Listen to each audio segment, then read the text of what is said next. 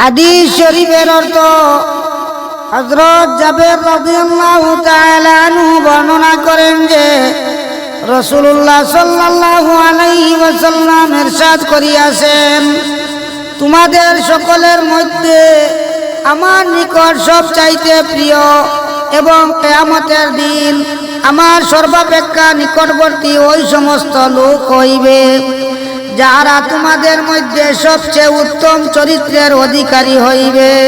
সুবহানাল্লাহ।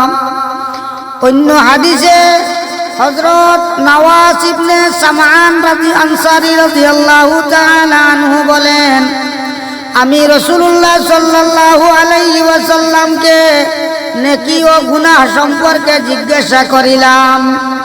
রাসূলুল্লাহ সাল্লাল্লাহু আলাইহি ওয়াসাল্লাম ইরশাদ করিলেন, নেকি হইল ভালো চরিত্রের নাম, আর গুনাহ হইল ওই বিষয় যে বিষয়ে তোমার অন্তরে খটকা লাগে এবং মানুষের কাছে যা প্রকাশ পাওয়া তোমার কাছে খারাপ লাগে।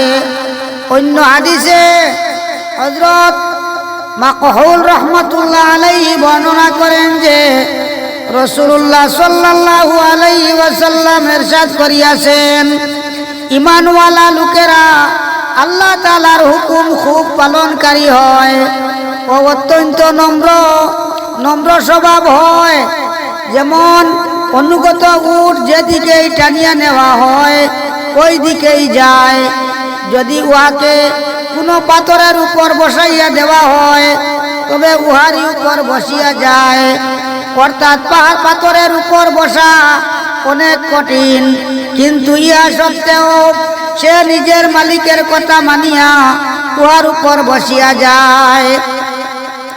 হযরত আব্দুল্লাহ ইবনে মাসউদ রাদিয়াল্লাহু তাআলা আনহু বর্ণনা করেন যে রাসূলুল্লাহ সাল্লাল্লাহু আলাইহি ওয়াসাল্লাম ইরশাদ করিয়াছেন, আমি কি তোমাদিগকে ওই ব্যক্তি সম্বন্ধে বলিব না যে আগুনের উপর হারাম হইবে এবং যার উপর আগুন হারাম হইবে?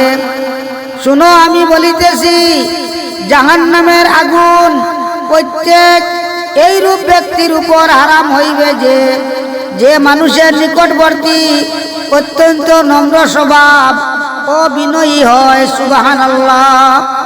কায়দা, মানুষের নিকটবর্তী হওয়ার অর্থ হইতেছে যে সে নম্র স্বভাবের হওয়ার কারণে মানুষের সহিত বেশ মিলিয়া চলিয়া, আর মানুষও তাহার ভালো স্বভাবের কারণে তাহার সহিত মুক্ত মনে মহব্বতের সহিত মিলিয়া মিশিয়া চলে।